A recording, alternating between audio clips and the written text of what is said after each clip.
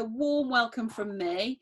For those of you who don't know me, and I know that most people do, I think, know me, a warm welcome from, I'm Helen Martin, one of the directors of the Gateway Alliance. It's lovely to welcome you to our first Leaders online webinar for our Senior Leaders Network. I'm really delighted that Philippa's here to lead our session for us today. So I'll introduce Philippa in just a second, but I know many of you know Philippa.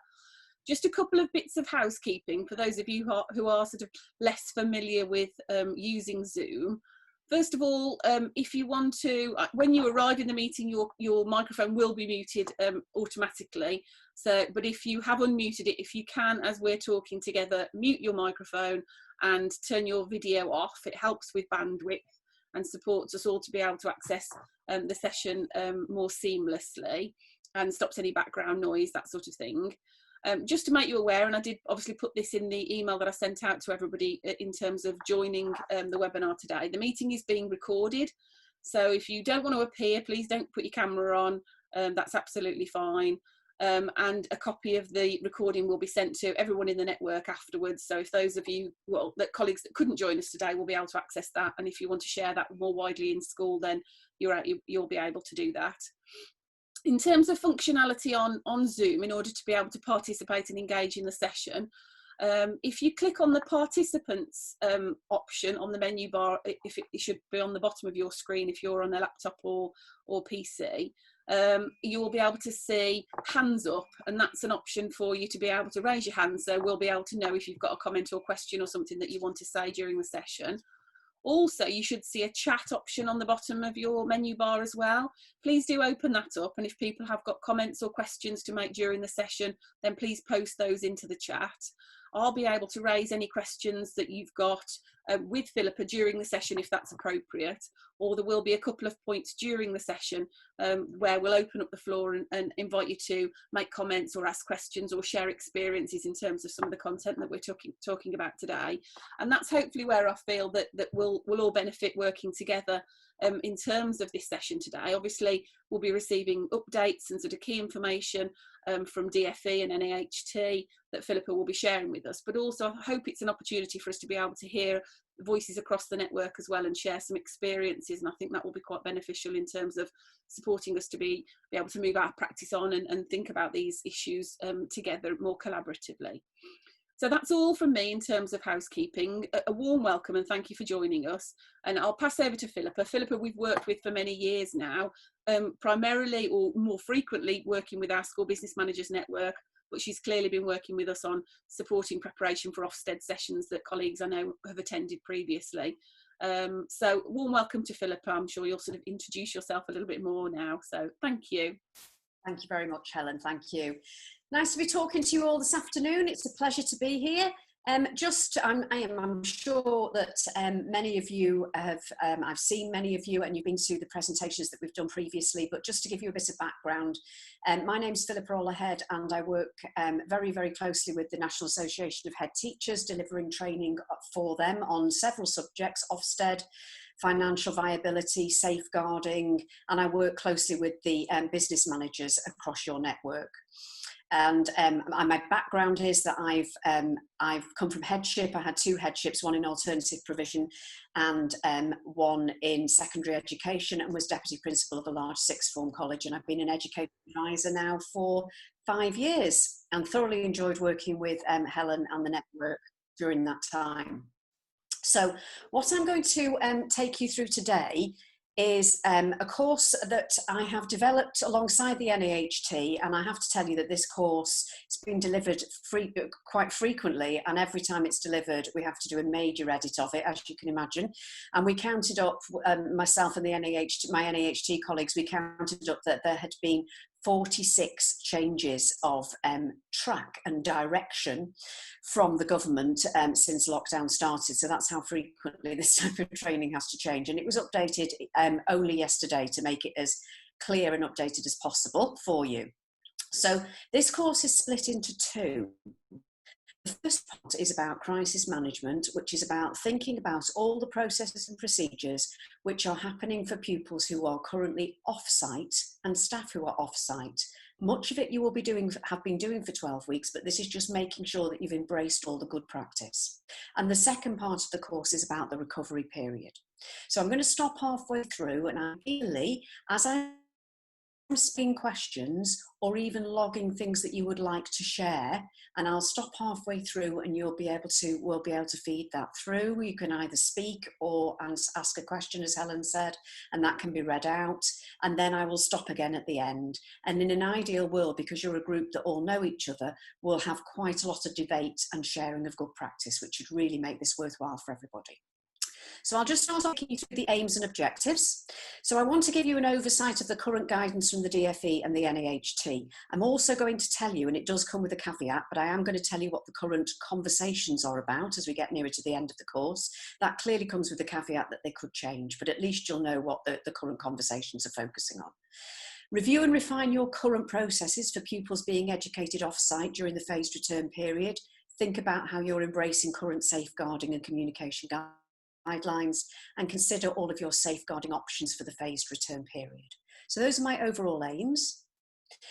The objectives, I'm going to share with you information about current communication plans and how schools have developed those, how they're keeping in touch with staff and pupils who are currently off-site. Managing children in crisis, we'll just touch on that, and liaising with social services, thinking about your current safeguarding protocols and policy. How we record pupil progress, and this is very much the hot topic at the moment. We've had the conversations about how we actually manage the phased return, how we manage the premises, social distancing. Now we're starting to think about recording pupil progress, what they have achieved and the progress they've made during that lockdown period, and what's worked well for people in that process. We're going to look at trying to gain an overview of the current DFE and NAHT guidance on crisis recovery and school phased opening and what the latest information is. And then we're going to consider quite in-depth communication with parents and the handover of teaching and progress of pupils.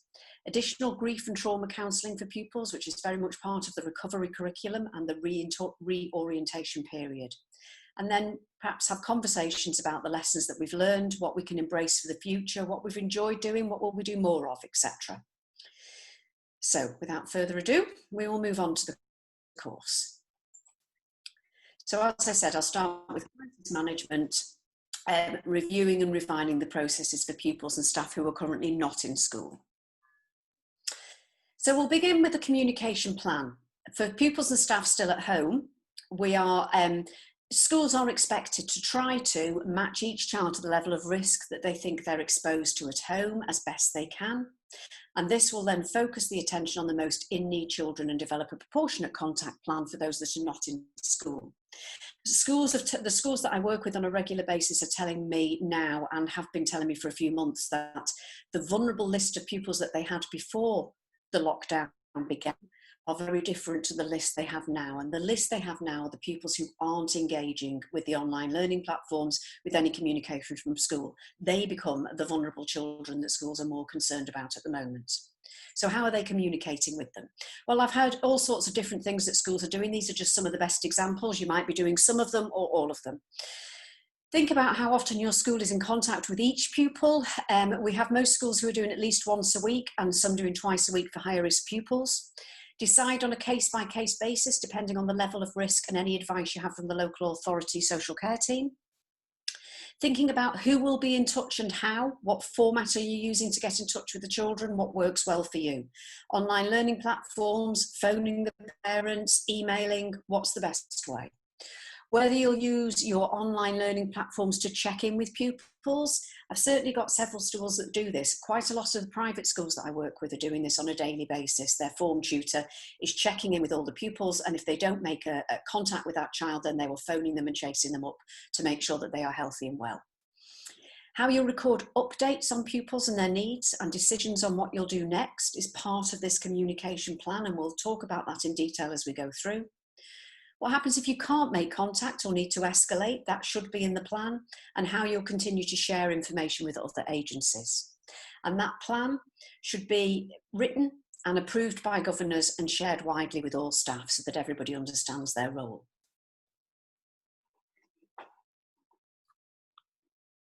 And then we're moving on to safeguarding. So the recommendation from the DfE is that rather than start to rewrite your safeguarding policy, remembering that we're going to have to rewrite the safeguarding policy very early in September when the new Keeping Children Safe in Education update comes through. So you don't want to be starting to have to do that now as well.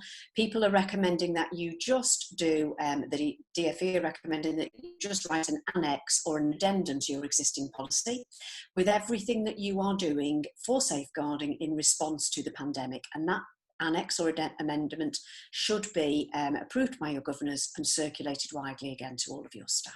So the types of things people are including in that annex: information about updated local advice.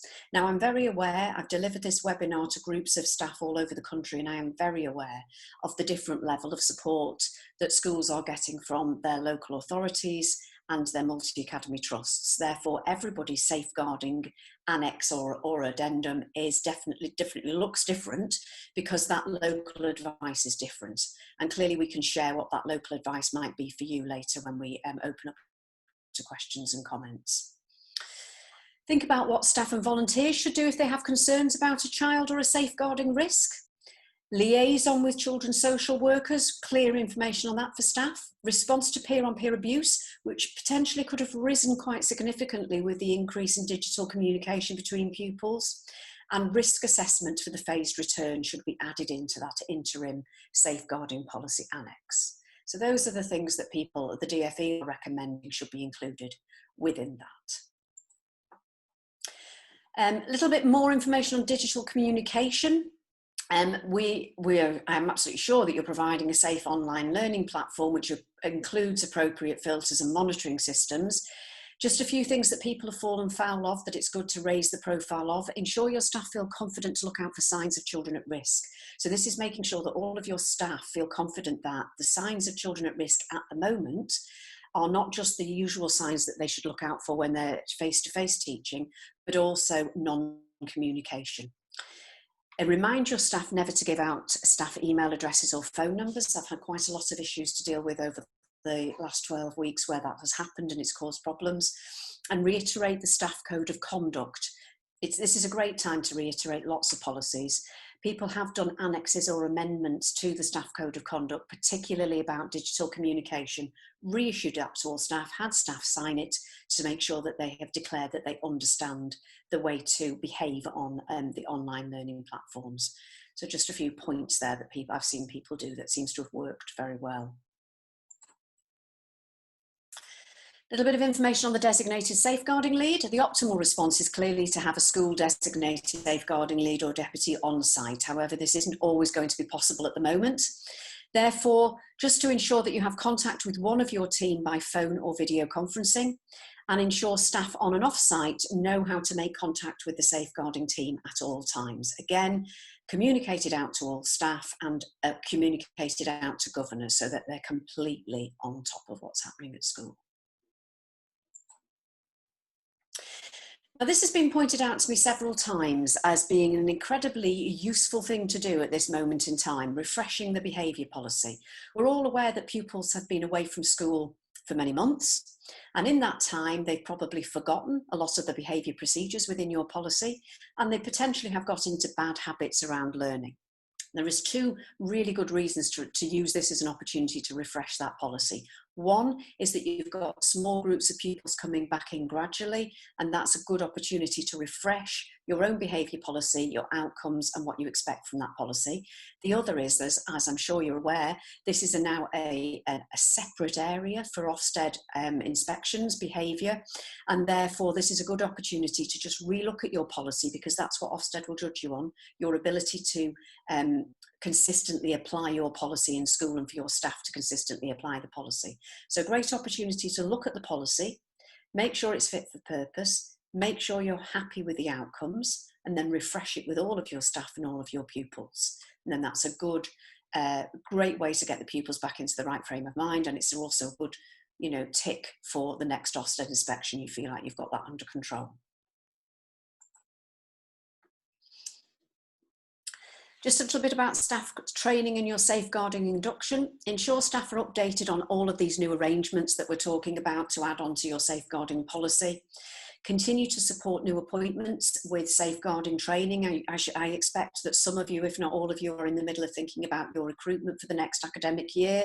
You might be recruiting people via Zoom, but that doesn't mean that they shouldn't be having all of the necessary training, and you shouldn't be doing that safe recruitment in the same way, even though it's at a distance. Make sure that staff moving between schools are also being adequately safeguarding trained, and that is the responsibility of the school that employs them.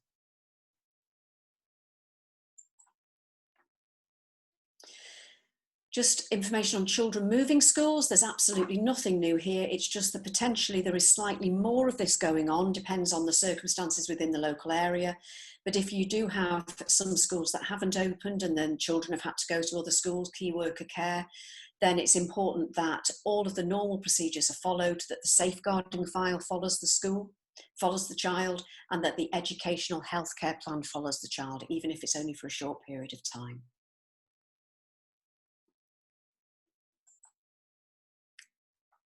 Safer recruitment.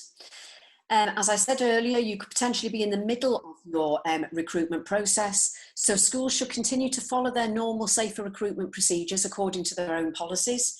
Continue to check out volunteers as detailed in Keeping Children Safe in Education, and ensure the school is recording attendance of staff and volunteers who are currently in school. Making sure that you continue with the processes such as gaining qualification, photocopies of qualifications, etc., DBS, photo ID for any new appointments that you make. So now this is coming on to what we really are, is the hot topic of conversation at the moment. So as I said earlier, we've been through all the debate about the phased return, how we're going to, what structures you're going to follow, how you're going to keep the school clean. And again, we're really interested to hear what people are doing for you to share that around your premises and how you're managing your staffing, etc. But the thing that people are now beginning to talk about is the next step. The next step being, how are you going to track the progress that the pupils have made during the last 12-week period, or even longer if they're longer to come back into school? Use that data effectively to launch your recovery curriculum. So some things that schools have told me that they've been doing. They've been using their online learning platforms to record progress, and that has given them the opportunity to be able to see the progress that's been made. Parental feedback, I'm going to come to in a little bit more detail over the next couple of slides. Photographs of work has been widely used. Study booklets issued, completed and brought back in gives a sense of progress. Online lessons and the response that children have made during those lessons. Peer-to-peer interaction, and then virtual marking and assessment, which generally tends to be linked into the online learning platforms. The key question is, how will you manage the missing data drop? So in effect, you are missing your third data drop of the year, your summer data drop, and how will you pull together progress information from that period of time in order to inform your curriculum gaps moving forward? Also, think about, particularly if you're in the Ofsted window over the next 12 months, think about how you will talk to Ofsted about your management of the closure period. Ofsted won't talk to you. They've made that quite clear. They won't expect to see your information on progress. They won't expect to see how you've managed the closure period, but it's bound to come up in conversation. I would find it very difficult to imagine that you would have somebody in your school for 2 days over the next 12 months and you wouldn't refer back to this period. So think about what you might say to Ofsted. And the missing data is important for your own information, for how you fill those gaps and move those children forward. So I'm really interested to hear some ideas of what has worked well for you, what you could continue to use in the future that has been particularly useful for catch-up over the summer. This is still very much being debated, but most schools that I speak to, certainly from the NAHT and the union's perspective, if there is a need for catch-up over the summer, it will probably be encouraged to be done virtually. And thinking about that process. So I'm just going to, the next couple of slides are just some information on how schools that I've worked with have successfully gathered information from parents about the progress that children have made. So they have called this the parent-school handover. And they've taken the opportunity to use the parents as the third data drop. as a means of tracking progress. So as smaller groups of pupils have returned to school, they've thought about how they will communicate with parents and gain their feedback on the progress that the child has made. And they've also given the parents the opportunity to hand the child back over to them. So to tell them about what that 12-week period has been like, whether they've had increased anxiety, great academic success, even bereavement, what has gone on in that child's life that the school need to be aware of. So I've gathered some of the questions that they've used, and you'll see straight away when I move on to the next two slides that these questions are very simplistic, but they are giving rich data back to the schools. And schools are asking these questions in lots of different ways. It really depends who your parents are and how you know them best. You know how best to communicate with them and how they're best to respond to you.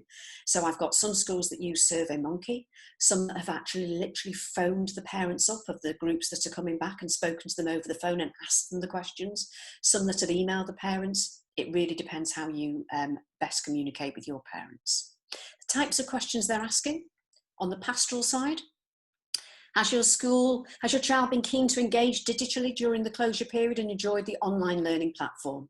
Clearly, the hidden information that you're going to gather here is if they haven't engaged, why haven't they engaged? What has been the problem? Has your child been more anxious during the closure period? Have there been any family events or bereavements that the school needs to be aware of? So a large multi-academy trust that are 7 primary schools, medium-sized multi-academy trusts that I work with, have used these styles of questions, and they said that third question has told them information about concerns that the family may have about work and employment and financial as well. And that's just been useful information for the school to be aware of, to keep an eye on the child and make sure that they're not over worrying. So pastoral information. And then on the academic front, the types of questions they're asking: what has your child struggled with during homeschooling? What do you think your child will need more support with? What has your child enjoyed and understood during homeschooling? And has your child learnt anything new from you during the closure period? Now, schools that said that they've phoned parents as the children are coming back in small groups have been able to have conversations and record that, make notes as they're speaking, have said that they've got some really rich information there about what the child struggled with, perhaps richer information than those that received it in writing. But that really is up to you to decide what works best for you. And of course, you can see from these two slides that this then gives some data from the parents that helps you create a picture of each child and where you think their gaps might be, in order to provide a recovery curriculum which is specific to your school and your pupils. So one thing that is certainly coming up as being not necessarily paramount in the recovery curriculum, but something that's very important, and the schools that have done this are encouraging other schools to do it, and it's called the pupil reorientation period, which is actually, in reality, probably only a couple of hours when the children first come back, or half a day, to say no normal timetable. Recovery curriculum might be no normal timetable anyway, but no normal timetable for a short period as the pupils return to school. Suspending the timetable just for a couple of hours or half a day to give the children opportunity to talk about their experiences and process their thoughts with their peer group. And then to record those thoughts. Because what we're doing now is we're focusing on the here and now. Huge amount to think about, far too much to do, and it's all about the practicalities and the curriculum. What we're not perhaps focusing on enough is the fact that this is an unprecedented event in history, and your school have been through that event and your pupils have.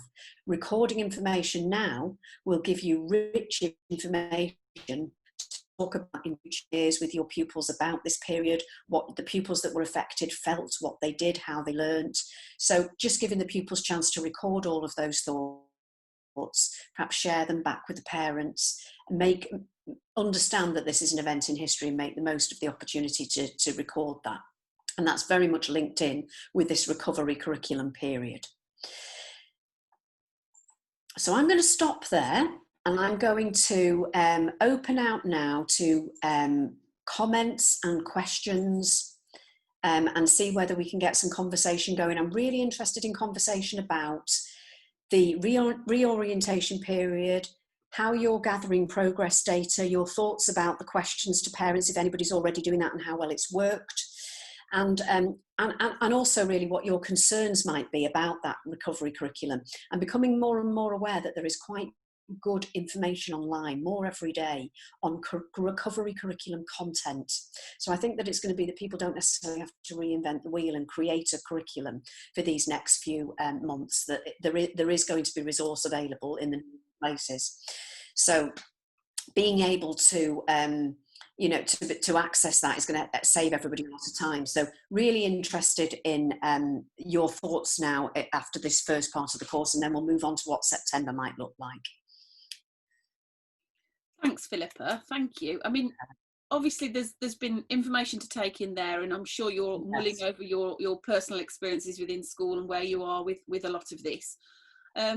There's a really valuable opportunity really for you to be able to share, if you're happy to, either any comments or experiences in terms of how you've thought through some of these systems and approaches for your own school, or any questions or sort of queries that have arisen out of what you've heard Philippa say. So please do either pop your hand up or unmute your microphone if you want to make any questions, comments, or share experiences, or if you'd prefer to, please type into the chat and then we can just either flag those up to colleagues or draw attention to those.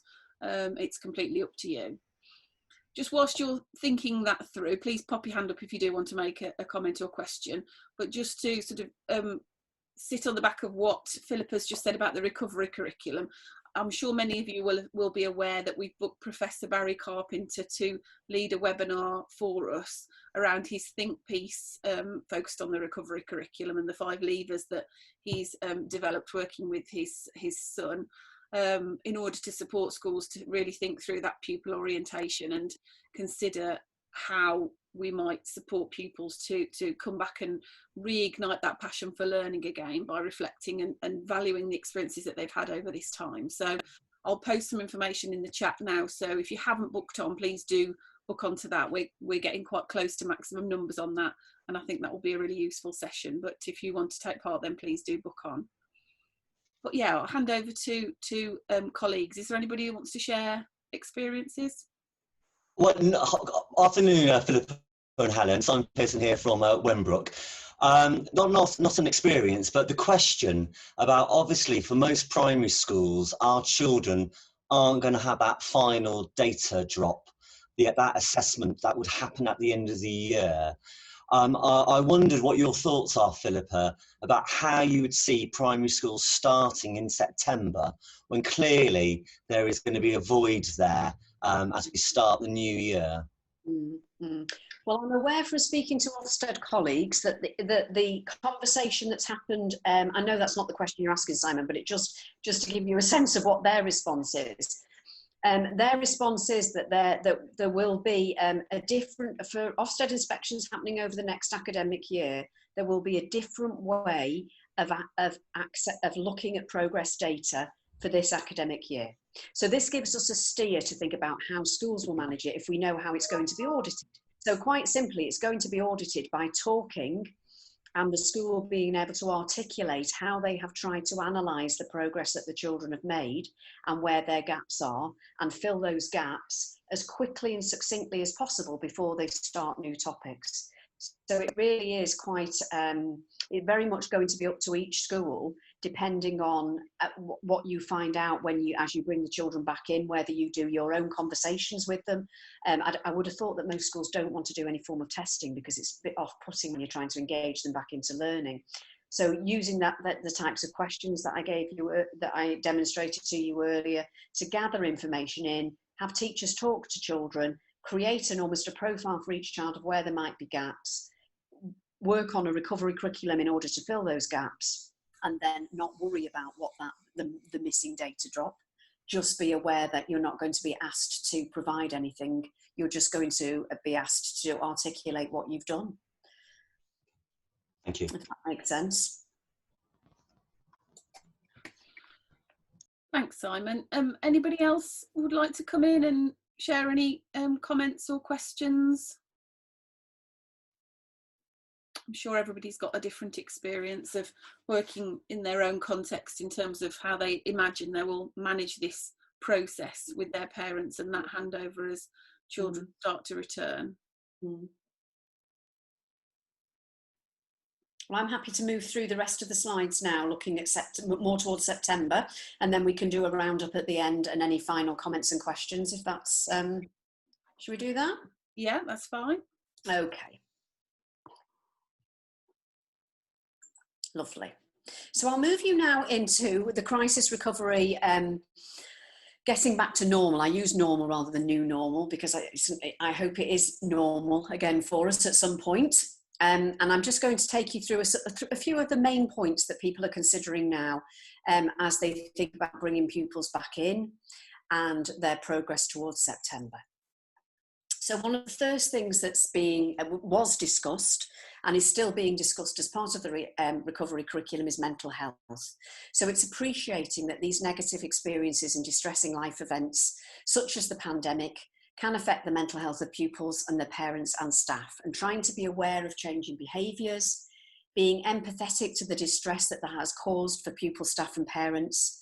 Consider how you'll communicate positive messages which support people who are struggling, respond to requests for additional support promptly, and organise access to, well, I say counsellors here, but what we actually mean here is all of your early help strategies.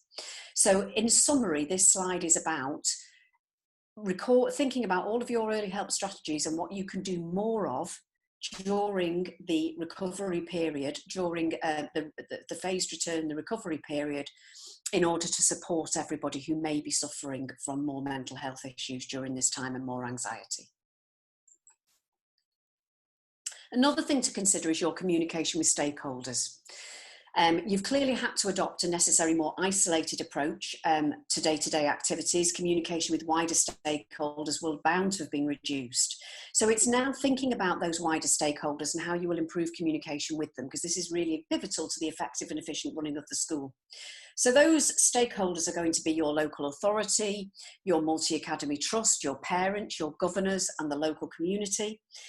And it's how you communicate with them now, which is easing anxiety if it's being done well. So via your website, with up-to-date information on what the school is doing, which pupils are back in, which ones are going to be coming in next, etc., etc.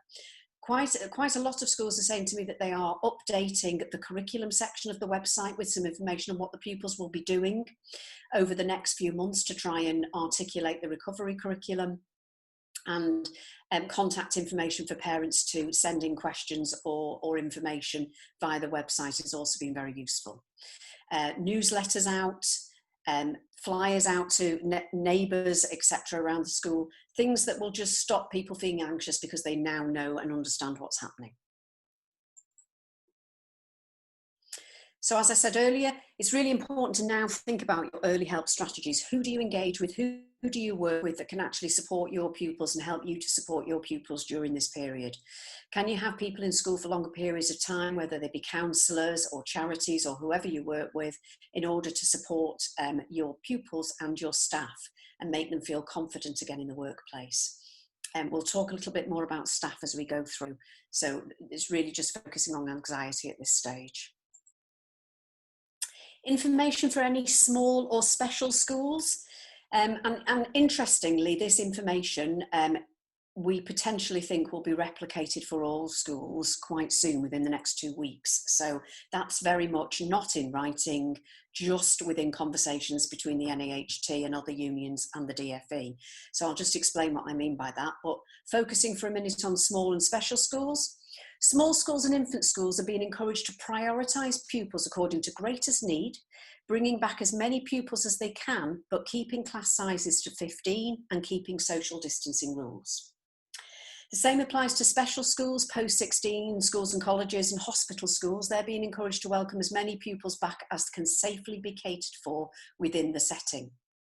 Now, the phrase for small schools, bringing back who you believe has got the greatest need, in class sizes up to 15, but maintaining social distancing rules, could potentially be the next phase of the phased return. In other words, the government handing it back to the schools to say, you decide who's got priority now, who you can bring in, how many you can bring in, and what format you bring them in. You might want everybody to come back to school gradually, but not every day, so that you can have classes running up to 15 with social distancing rules in place. So that's stage one. Stage two potentially could be if social distancing rules are moved from 1 metre, 2 metres to 1 metre, which means that you've got greater flexibility around movement, corridors, dining rooms, etc. So just a few things to think about that are in conversation at the moment. Information now about staff. Again, you've probably had this information very clearly from your local authorities, but just to make sure that everybody is clear and has had the same information, and this is an opportunity to ask questions and to discuss your own staffing concerns. If a member of staff has been advised by the NHS to shield, they are considered to be extremely clinically vulnerable, and they're therefore advised not to work outside the home. Members of staff who have pre-existing medical conditions, which make them clinically vulnerable, in other words, they haven't been told to shield, but they are telling you they have pre-existing medical conditions, are advised to take extra care and work from home where possible. Pupils who live with family members who are clinically vulnerable or pregnant can attend school. Pupils who live with family members who are extremely clinically vulnerable can attend school, but must adhere to strict social distancing rules. So you as a school would be perfectly entitled, if you felt that you couldn't be sure that these pupils could stick to strict social distancing rules, ask those children to stay at home to protect their family members. As somebody said to me a couple of days ago, the children are fantastic at social distancing. They've learned how to do it over the last 12 weeks. They do the best they can, but sometimes they forget, and particularly in the primary sector. So that's really thinking that through as a school yourself and how many pupils you might have that fit into that category. On a day-to-day basis, if someone becomes unwell within school, either child or adult, others in the school do not need to isolate unless they develop symptoms. To testing is available for all key workers, so it's available for all of your staff, and staff should stay at home for 48 hours after having a test until they have the results. And then clearly, if that result is a positive result, they should then stay at home until they are symptom-free.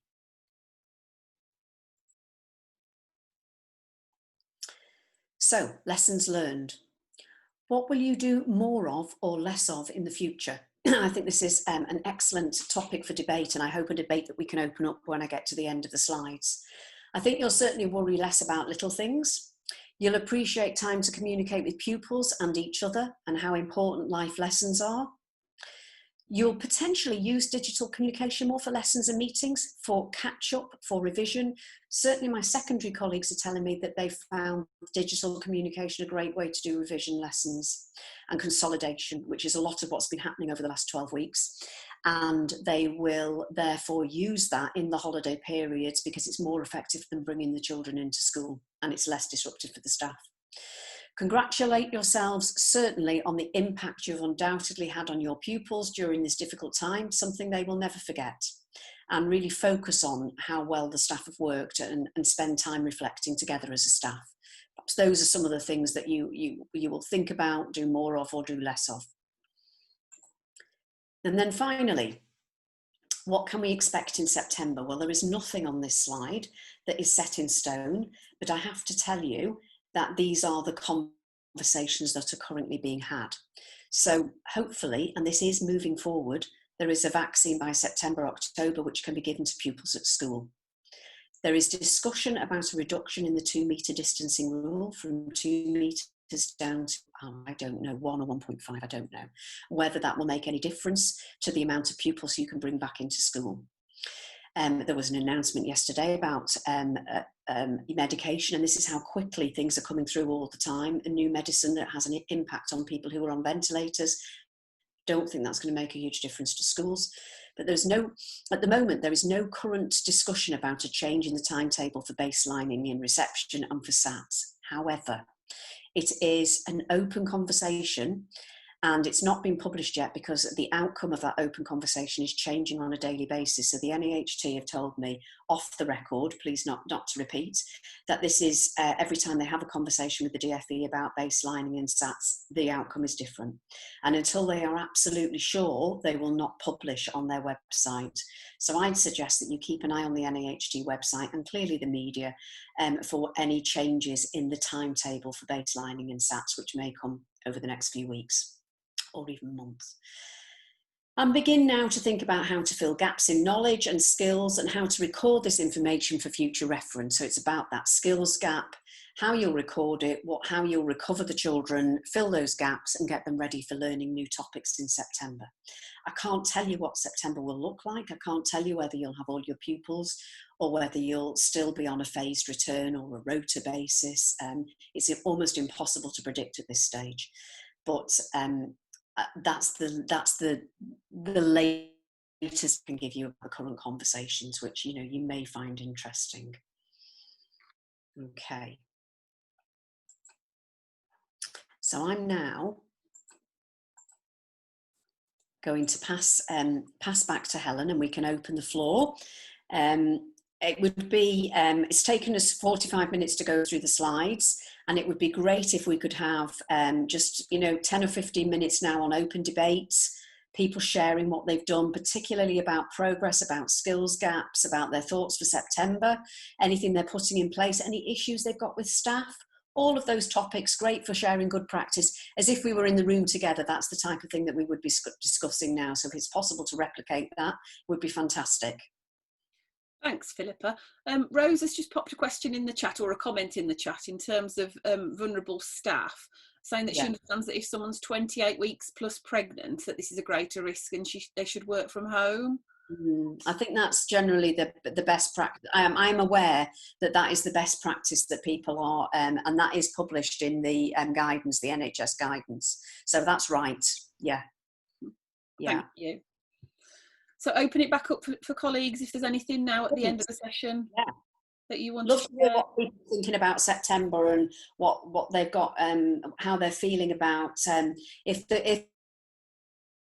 if there is an announcement over the next couple of weeks, which has certainly been discussed quite widely, about allowing schools to bring back whichever children they feel will benefit most in whatever format they wish, as long as there are class sizes of 15, so 50% basically, and you're managing to keep the social distancing rules as best you can.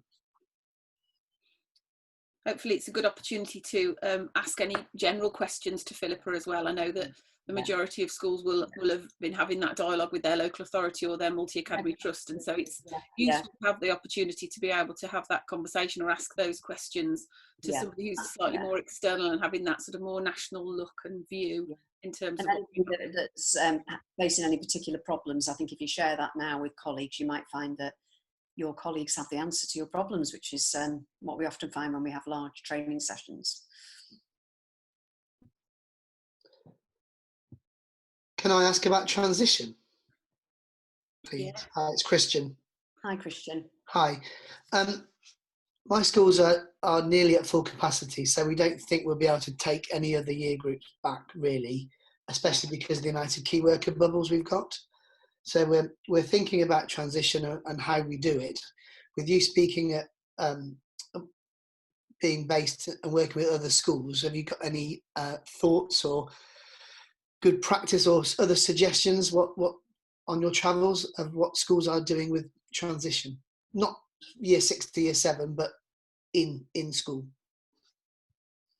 Oh, I see. Actually, not rather than new children coming into you for September. It's about your transition from one year to the next. Yeah. Nobody has actually, Christian, come up with an answer or come up with any suggestions that I've heard from my travels and my communications that is actually solved that problem. There is lots of people that are concerned about how they're going to manage that. Even if it, one of the things that I know one school is doing is they put together a very small form groups or friendship, just small networks of pupils, and they're having digital meetings with those pupils to talk them through the transition, any concerns they might have, gathering information, etc. That's just one example I've heard of, but I haven't heard anything else. I don't know if anybody else in the group is aware of thoughts of what they're going to do about that. I think, Philippa, I'd heard, speaking to a couple of head teachers, that they were talking about the current teacher for this year, this academic year, being the classes teacher for at least the first couple of weeks back the autumn term, to support them to come back to a familiar setting in terms of working with their known teacher.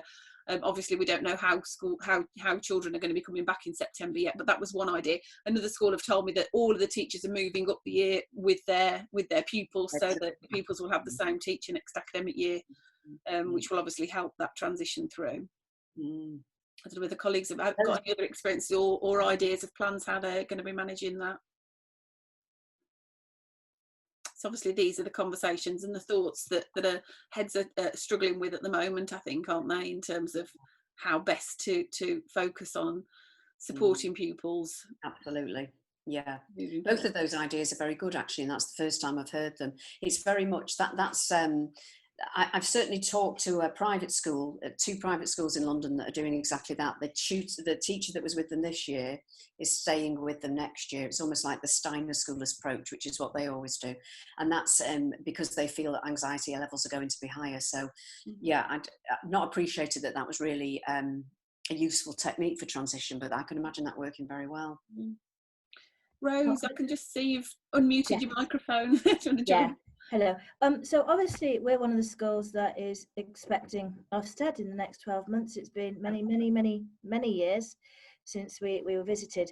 So obviously at the beginning of all this, we didn't know what we were looking at. We're an infant school that's very small. Yeah. And I'm most concerned about the level of engagement of parents in our online learning. That concerns me quite hugely. Okay. Vast majority of our parents have continued to work from home. We were already planning to do a handover document. So a lot of our parents are working from home, so they're saying they're struggling juggling work and supporting the children. Our children, of course, need parental support to access anything online because of their age. So therefore, that bank of evidence and sort of engagement, I think, for us has been quite poor because of parents working. Where we have had some parents furloughed, we've had comments about the fact that they can't motivate their own children to engage in it. So that this, because initially at the beginning people took a very relaxed approach and sort of saw it as a bit of a holiday, now they're starting to engage a little bit more, but it's been, particularly at the beginning, I worry about that evidence of what we've been doing. You know, we're communicating really hard with everybody. We're doing the online learning packs. We've now moved forward with lessons online, but it's that level of engagement. It's been quite poor because of aspects like that, or even in some cases where they've got technology, saying they haven't got enough technology for all the children in the house because the one laptop they've used for work, so therefore wasn't available for the children. It worries me. And it worries me that the pressure of Ofsted for this, when, you know, we've been doing all of this in any case that we weren't anticipating, is additional. No. Well, look, Rose, I think the one thing I'd say to you is stop worrying, because I can absolutely guarantee you that they won't ask you about it. They've made that absolutely clear. They won't ask you about the level of engagement. They won't ask you what you had in place for that interaction during this period. They're not going to put any pressure on you whatsoever about that. Okay. But if you flip that on its head, what they will want to be able to see if they come within the next academic year is children making progress, just as they always have.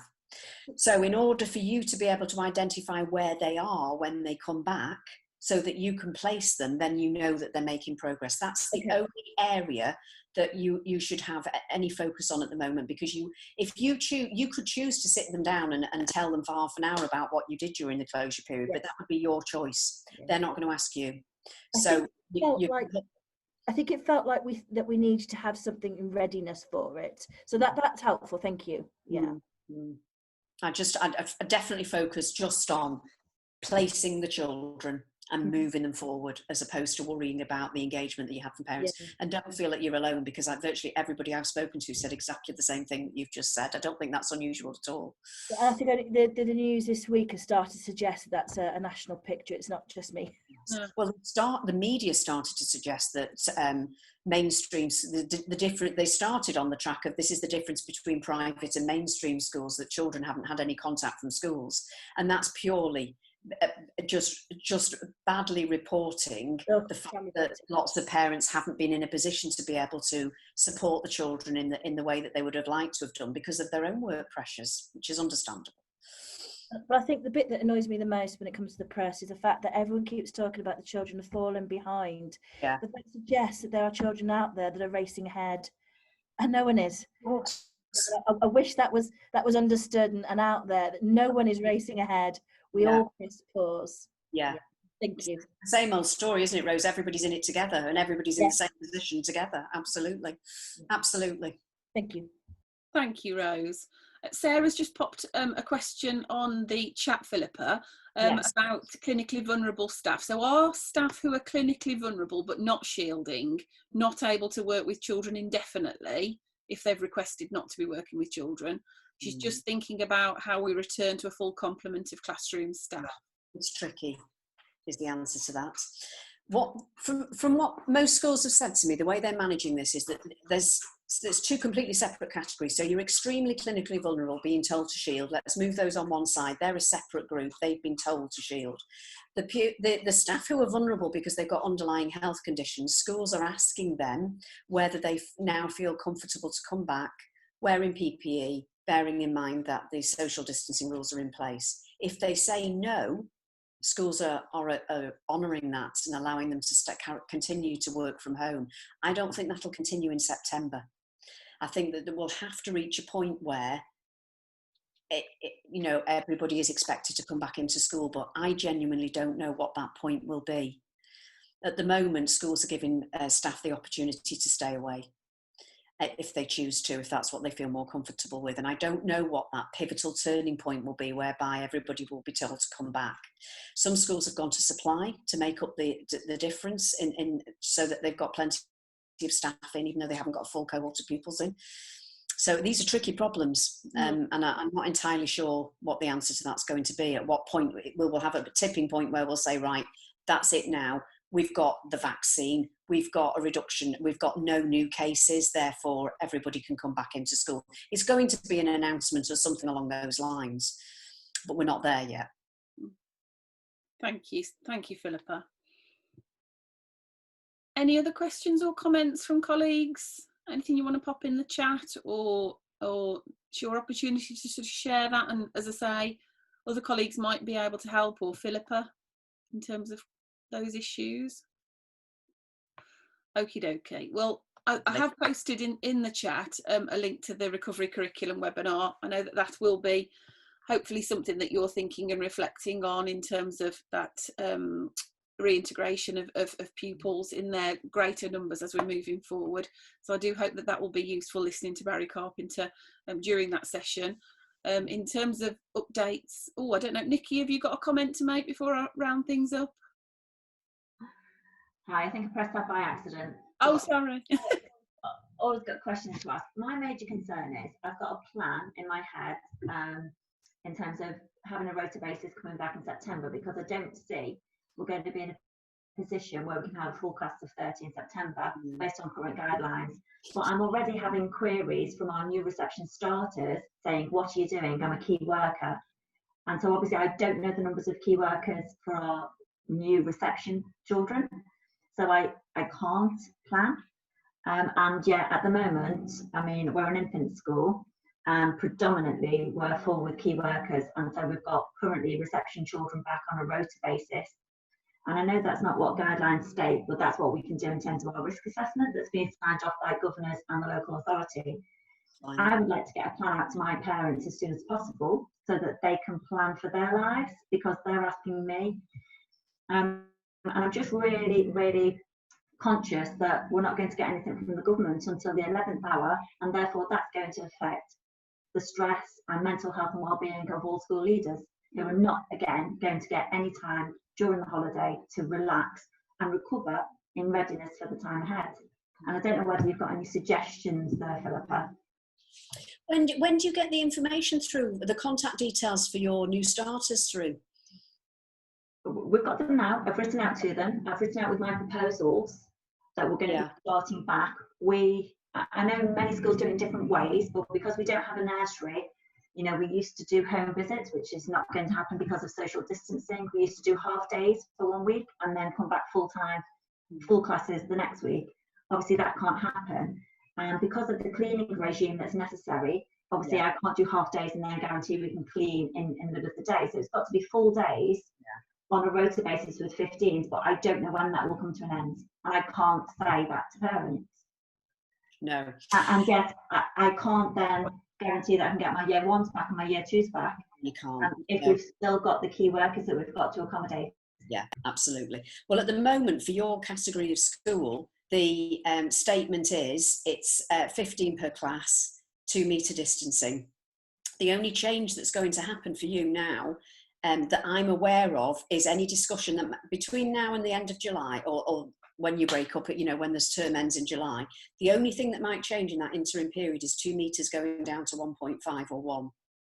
And that would then increase the, that has to be matched with more than 15 in the class, otherwise it's irrelevant, isn't it?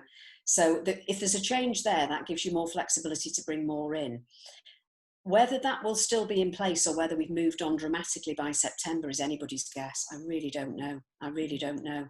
So unfortunately, I don't think anybody knows, and I don't think the government knows. I genuinely do not think that they have the answer to what schools will look like in September.